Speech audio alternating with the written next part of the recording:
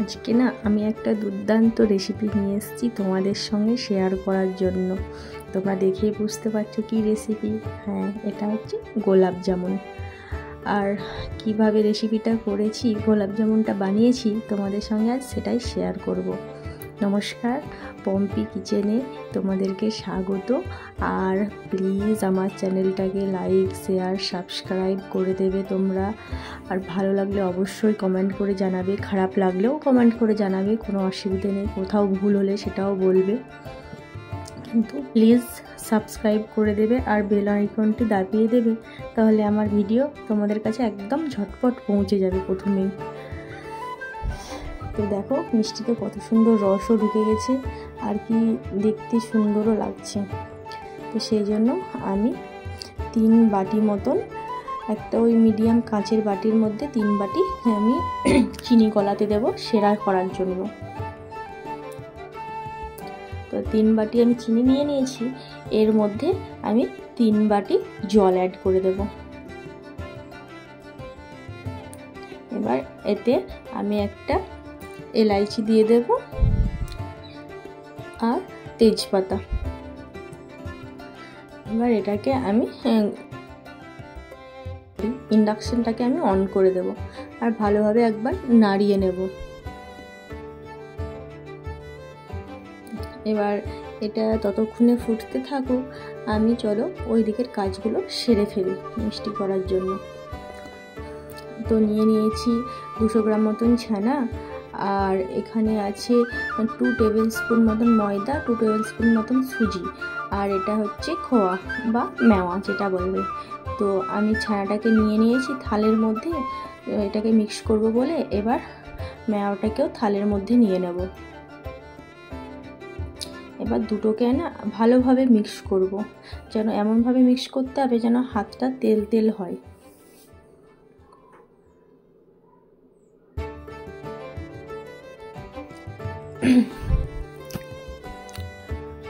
দুটোকে একদম সমানভাবে ভালো করে মাখিয়ে নেব। একটু বড় জায়গার মধ্যে নেবে যাতে মাখাতে সুবিধা হয়। আমি খুব বেশি মতন মিষ্টি করছি না, ওই অল্প স্বল্প, মোটামুটি ছানা আর মেওয়া মিলিয়ে 400 গ্রাম মতন হবে। 200 গ্রাম করেই আছে। তোমরা চাইলে ছানা অল্প মেওয়া বেশি সেটাও দিতে পারো, আমি এখানে সমান সমান দিয়েই করছি।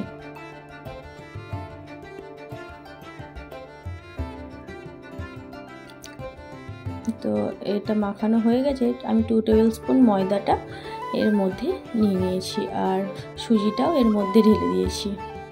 এবার এই 4টি মিশ্রণকে আমি ভালোভাবে মাখাবো। আর এটা হচ্ছে আটা, ওই আধা বাটি মতন আটা, এটা কাঁচের বাটিগুলো মাপ নিয়েছি সব। আর এটা হচ্ছে 2টো এলাইচি কুটে নিয়েছি ভালোভাবে, আর এটা একটু চিনিকেও পিষে নিয়েছি। এবার সবটাকে একসঙ্গে ভালোভাবে মিশ্রণ করব, আর তার আগে অল্প একটু আমি জল নিয়ে নেব, যেহেতু আটা দিয়েছি সেহেতু আমাকে জল দিতে হবে। ঠিক আছে, ওই বাটির আধ বাটি কিংবা 1.25 বাটি মতন জল দিলেই হবে। যত জল দেবে না, মানে খুব নরমও যেন না হয়, খুব শক্তও যেন না থাকে, একটু জল দিলে না মিষ্টিটা একটু তুলতুলে নরম হয়, বেশ ভালো। আর এদিকে দেখো আমার সেরাটাও হয়ে গেছে। সেরাটাও খুব গাঢ়া করব না, কারণ তাহলে মিষ্টির মধ্যে না রসগুলো ঢুকবে না।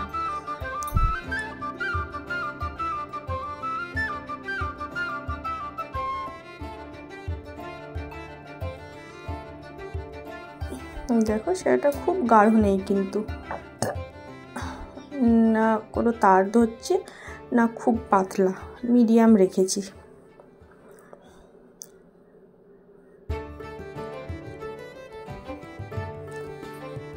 এরপর আমি সেরাটা বন্ধ করে দেব। চলো ততক্ষণে আমি গ্যাসটা ধরিয়ে মিষ্টিগুলো ভাজার জন্য সব রেডি করি।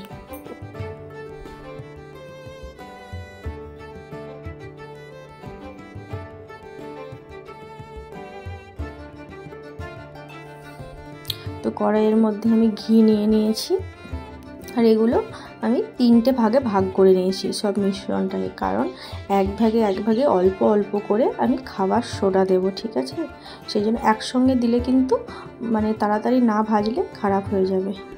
এতে আমি খাবার সোডাটা দিয়ে দিয়েছি। এই মিশ্রণটাকে আগে মেখে নেব ভালো করে।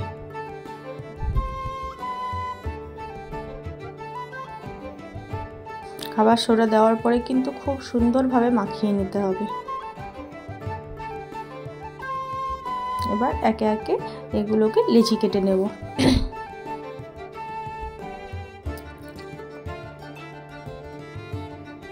লেচিগুলো খুব মোটাও করব না, খুব সরুও করব না, আপনাদের যেরকম ইচ্ছা সেরকম করবেন আপনারা। আর আমিও খুব মোটা করিনি, বাস মিডিয়াম করেছি। আর এটা হচ্ছে স্যাফরন। এই লেচিগুলোর মিডিলে একটা করে স্যাফরন ভরে দেবো, তাহলে বেশ ভেতরকার কালারটা খুব সুন্দর হবে আর ফ্লেভারটাও আসবে। ওই একটা দুটো করে মিডিলে ভরে দিয়ে সেটাকে আবার গোল করে দেব।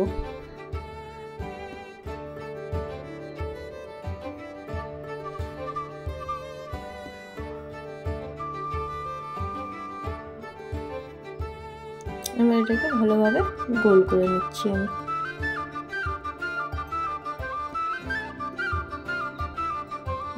এটা আমার মা গোল করছে, কারণ তখন না আমার মেয়ে ঘুম থেকে উঠে গেছিলো, সেই জন্য আমি আবার ছুটে তাকে ঘুম পাড়ানোর জন্য গিয়েছিলাম। ততক্ষণে মাকে বললাম, মা তুমি মিষ্টিগুলো গোল গোল শেপ করে বানিয়ে দাও। আবার আমি চলে এসেছি, তো আমি আবার বানাতে লেগেছি।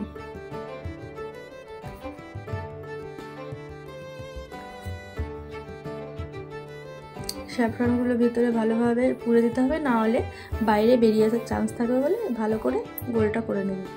এবার আমি তেলটা আমার খুব গরম রাখিনি, ওই মিডিয়াম ফ্লেমে করেছি। তো তেলের মধ্যে মিষ্টিগুলো আমি এক এক করে দিয়ে দেবো। তা তুমি দেখো,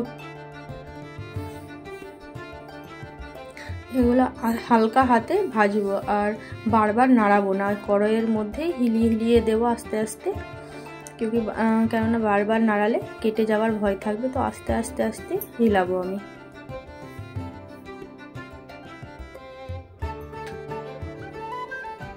দেখো আস্তে আস্তে কালারটাও চলে আসছে।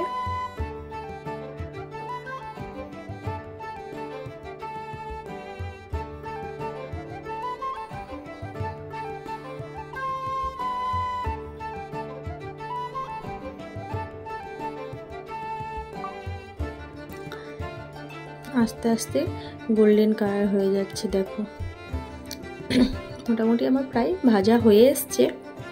আর একটু রেখে আমি মিষ্টিগুলোকে তুলে নেব, কারণ খুব বেশিও ভাজবো না। গোলাপ জামুন একটু মানে খুব কালো যেন না হয়, একটু গোলাপি গোলাপি কালার আসে, সেই জন্য খুব বেশি ভাজবো না এটাকে।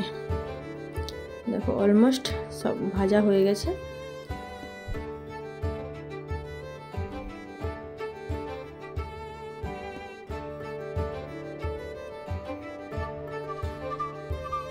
এবার এগুলোকে আমি তুলে নেব,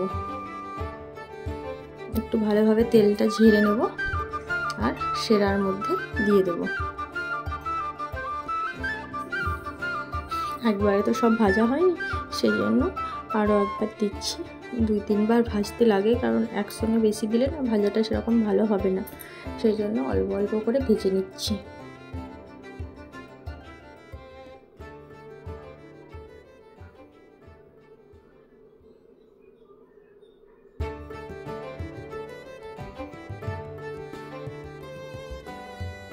এগুলো ভেজে তুলে নিয়েছি।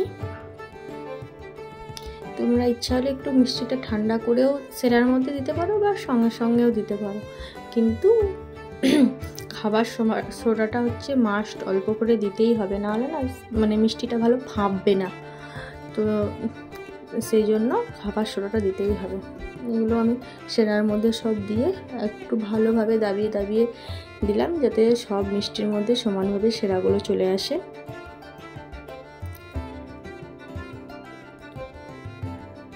উপর থেকে একটু সেরা দিয়ে দিচ্ছি। ওয়াও, দেখো কি সুন্দর কালার এসছে। আমি সুন্দর বলছি, তোমরাও বাড়িতে চেষ্টা করবে, এরকমভাবে বানাতে দেখবা। তারপর 3 থেকে 4 ঘন্টা মতো সেরার মধ্যে রেখে তখন তোমরা খেতে পারবে। কারণ একটু টাইম লাগে রস ঢুকতে, সেরাটা ভেতরে ঢুকতে টাইম লাগবে, তো সেই জন্য খানিকক্ষণ ওই 3 থেকে 4 ঘন্টা মতন রাখলেই হবে।